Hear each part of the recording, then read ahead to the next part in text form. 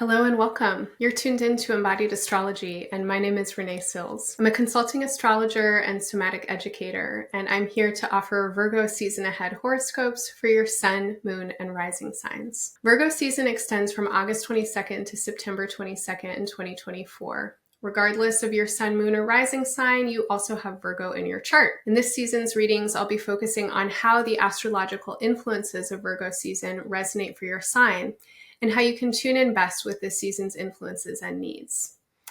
These horoscopes are focused on you, and in order to deliver what I feel are the clearest messages, for the most part, I don't get overly detailed about astrological specifics.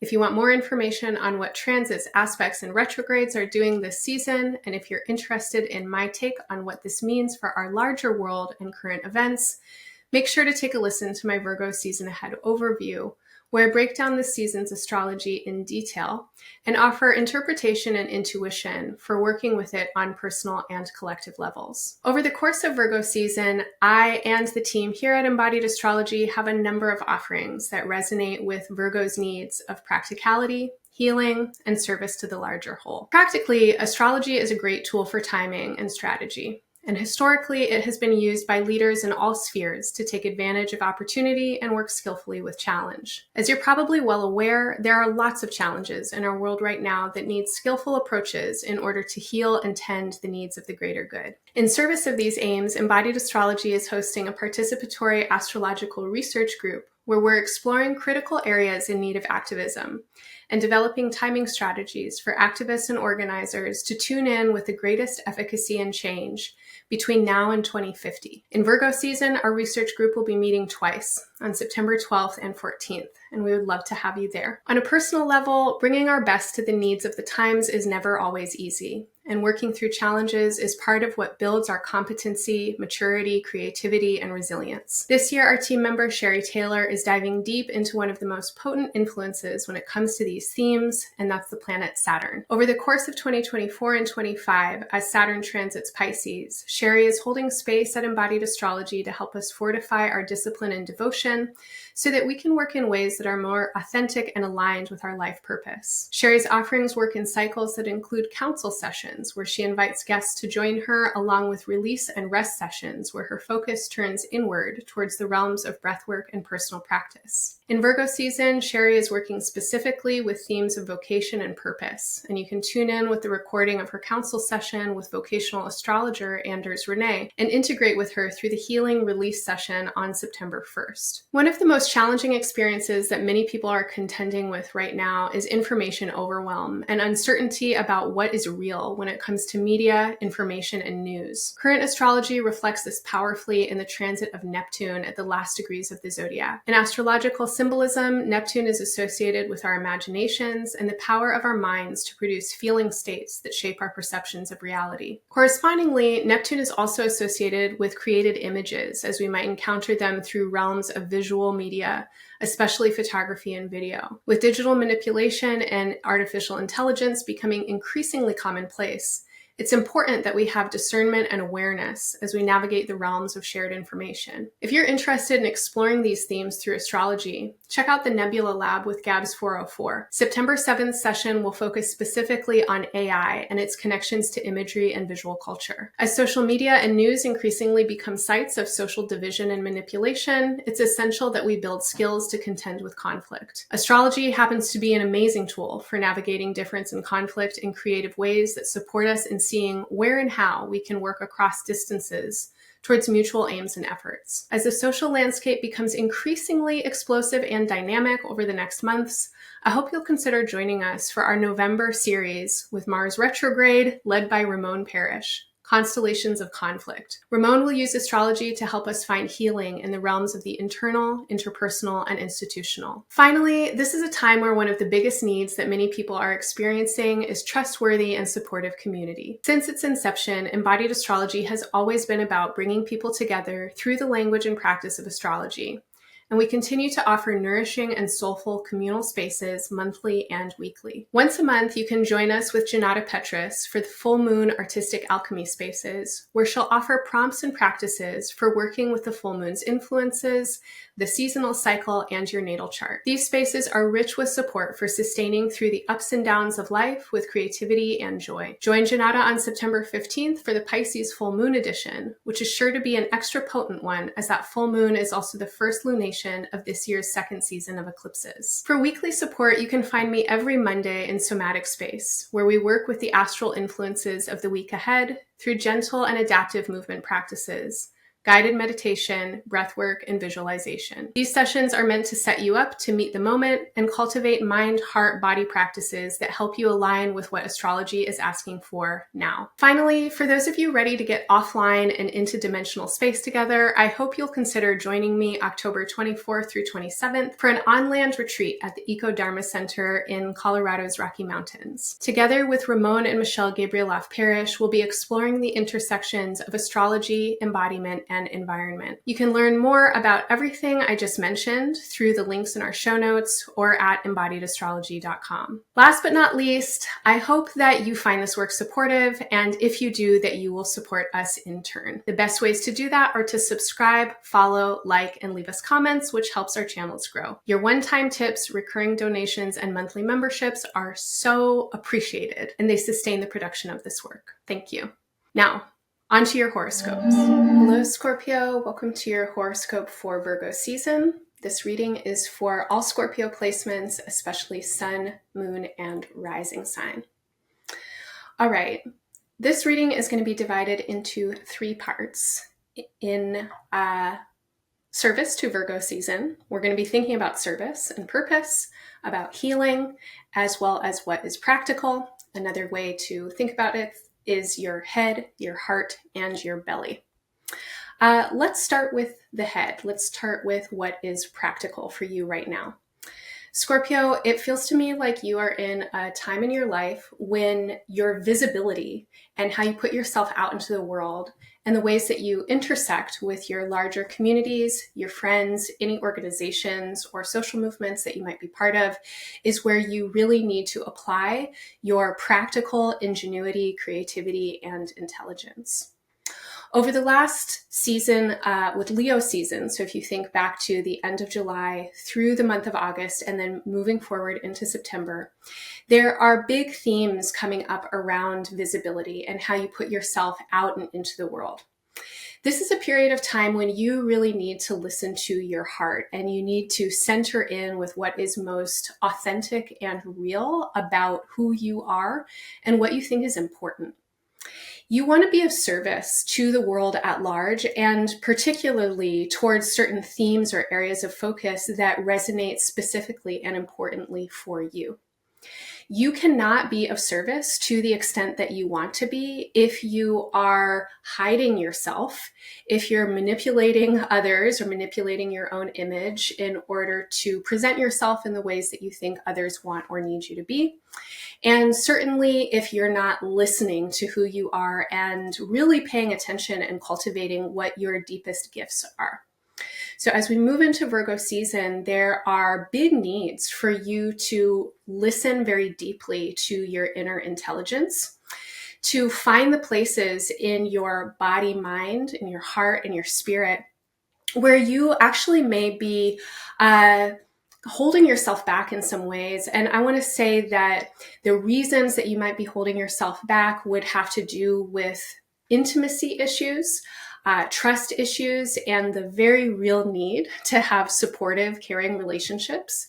There may be reasons that you feel insecure or uncertain about bringing yourself forward because you want and need relationships. You need people to support you. And there may also be residual trauma that you are caring for. And of course, this could definitely have a lot to do with the ways that you are feeling your relationships or feeling issues of trust or mistrust. So Scorpio, I really want to invite you as we get into Virgo season, and especially the first couple of weeks of the season, to let yourself be reflective and tend your inner body. Pay attention to your heart and the needs of your heart. You might pick up some personal practices like journaling or meditation, or even talk to some trusted friends, therapists, or advisors of some kind, and see if you can get into some of the ways that you might be holding yourself back or uncertain of how much of yourself you can bring forward. And try to investigate some of those sensations. My feeling is that you, like all of us, might be protecting and trying to care for parts of you that have been wounded, particularly parts of you that have been wounded in intimacy and dynamics of trust and vulnerability. That could include all levels of relationship, definitely family, definitely partners, but also in the realms of the public when it comes to friends or social groups, and certainly when it comes to power dynamics, such as you might encounter in areas of employment or financial exchange. This is a time for you to really tune in with what your needs and your wants are, and to recognize that the more that you can be honest, authentic, and courageous about bringing your true self forward, the most likely, or the more likely it is that you are going to get your needs and your wants met, and that your energy will be released for you to really give your biggest gifts. When it comes to themes of healing, I really want to invite you to tune in with this season's lunar events. Our new moon is on September 2nd, and we have a full moon on September 17th. This is a special full moon because it is an eclipse. Eclipses happen generally in pairs 2 times a year, or sets. We get 2 eclipses back to back twice a year. Over the course of the next 2.5 years, we'll be experiencing eclipses in the signs or the seasons of Virgo and Pisces. And on September 17th, we get our first eclipse of this series. So between now and early 2027, there are some important themes around healing that are coming in with these lunations and eclipse cycles. So the first theme that's coming up for me really resonates with what I was just talking to you about when it comes to the practical nature of this season and the need for you to really know what your wants and needs are so that you can put yourself forward in ways that are the most honest and authentic, so that you can get your needs and wants met, so that you can give your biggest gifts and be in service to a larger whole. Somewhat counterintuitively for many of us, it continues to be true that when you attend inwardly, you are really given what you need to attend outwardly. Taking care of your own needs gives you what you need to take care of the needs of others. Now, this is not a binary spectrum, and in order to take care of your own needs, you definitely also need to be cared for by others and experiencing care for the larger whole that you're a part of.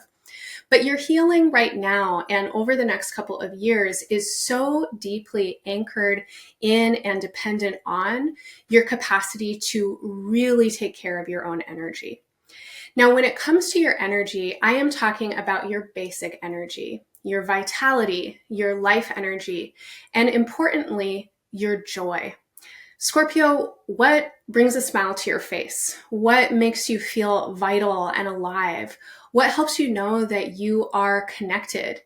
And what is it that you do, or how is it that you are when you actually feel the fullest in your heart and in your spirit?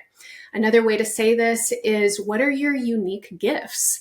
Where do you know that you shine in a way that is really special and has absolutely everything to do with who you are as a totally individual being? These eclipses are asking you to really tune in with that essence and to commit yourself in multiple ways to taking care of your own energy. This could definitely look like daily practices, making sure that every single day you are doing and being in ways that bring a smile to your face, that help your heart feel expansive, and that remind you of your sense of purposefulness and also the generosity of the gifts that you have to give. Definitely, it feels to me like all of you will benefit from some kind of creative practice and that your creativity is powerfully healing at this time. You are a creative being. As a child of the earth and the universe, your cells and your body have gone through multiple processes of creation and disintegration and transformation and evolution.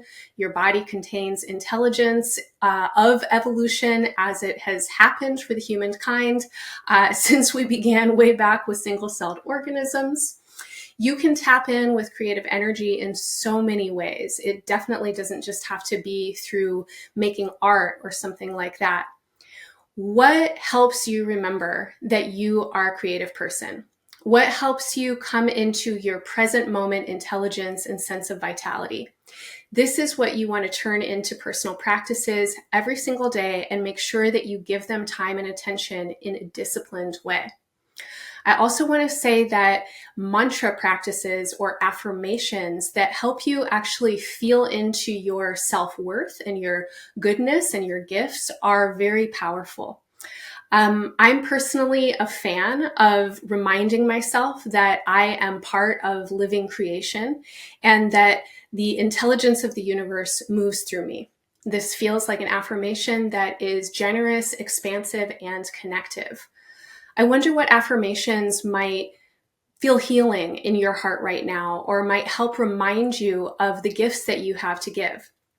When you say your affirmations to yourself, and again, this could definitely be one of your practices, I will encourage you to put your one hand on your belly and one hand on your heart, so that as you say these mantras or these affirmations, or as you think them internally or imagine them in whatever way they come to you, that you can really try and embody them, bring them into your body-mind so that they can resonate there. Finally, I'm going to say that over the next couple of years, Scorpio, it is so important that you work skillfully with the critical voices in your head, as well as the voices of critique that you might encounter in the outer world and through your relationships.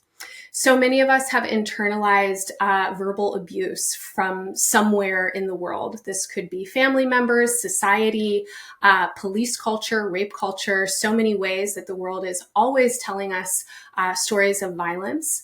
And there are a lot of systems that are deeply invested in us feeling insecure and isolated from one another, and like we aren't good enough and we don't have what we need. So we'll keep fighting each other and keep buying what they're selling. On a practical level, as well as a personally healing level, I'm going to say that we all need to address these internalized voices of violence and isolation. And especially for you, my friend, it feels like this is really the time. I want to invite you to explore in whatever way it makes sense to you. Again, this could be through journaling, talking to a trusted friend, meditating, reflecting in some way that resonates for you.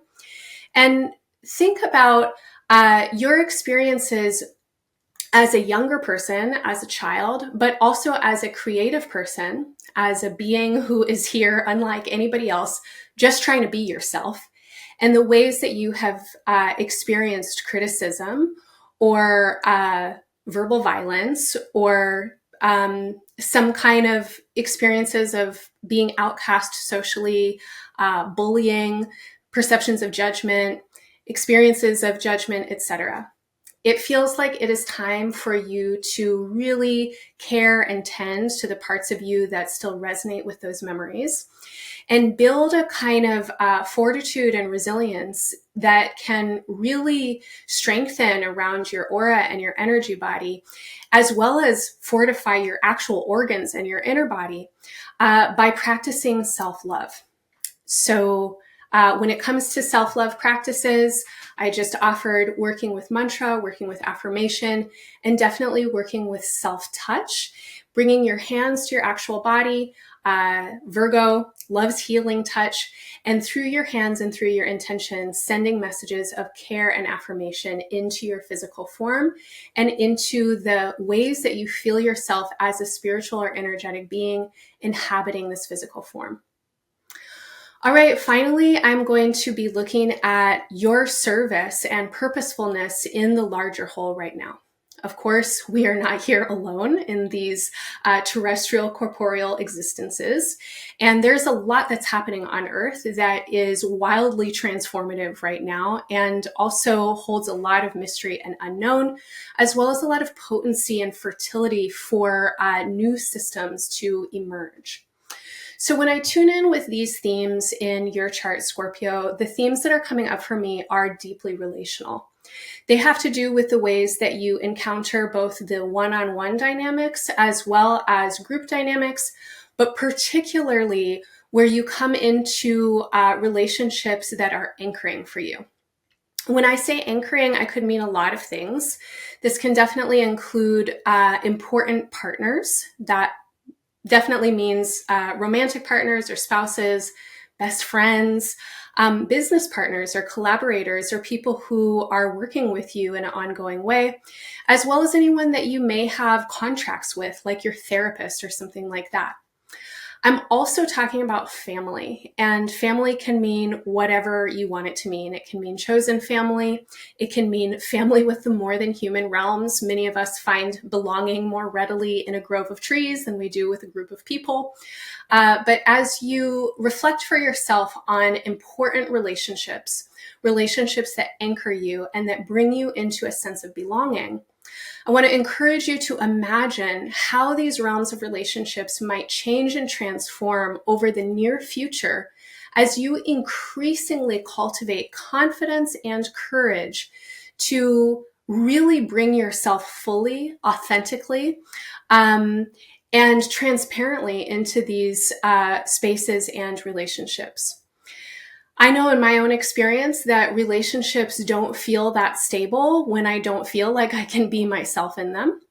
If I feel like I'm kind of manipulating who I am, performing, I can't really show myself, I can't really rest, there's no way that I can trust those people. I definitely probably won't reach out to them when I need help, and I'll continue to feel isolated and alone. And so part of the work, I think, for many of us in building trusting relationships and spaces of belonging is to work with the internalized voices of critique and our wounded parts and selves so that we can contend with the patterning that we have to be less than authentic or to be manipulative with our own energy in order to receive validation or affirmation from others. So the less that you do those kinds of things, and the more that you build practice and tolerance for the awkward, weird, messy stuff of just being a human being and being yourself, the more that I feel that your relationships are going to flourish and thrive.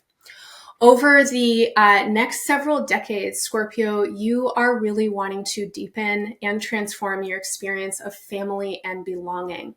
And over the course of the couple of weeks of Virgo season, I think that many of you are being shown important reflections about how new or potentially old communities, but maybe in new ways, are ready to receive you in your totality. Which doesn't mean, 100% support for absolutely everything and anything that you are. It definitely can include feedback. It definitely can include the rub or the friction of people being different and having, all of us have a lot of our own baggage that we're constantly processing and working with.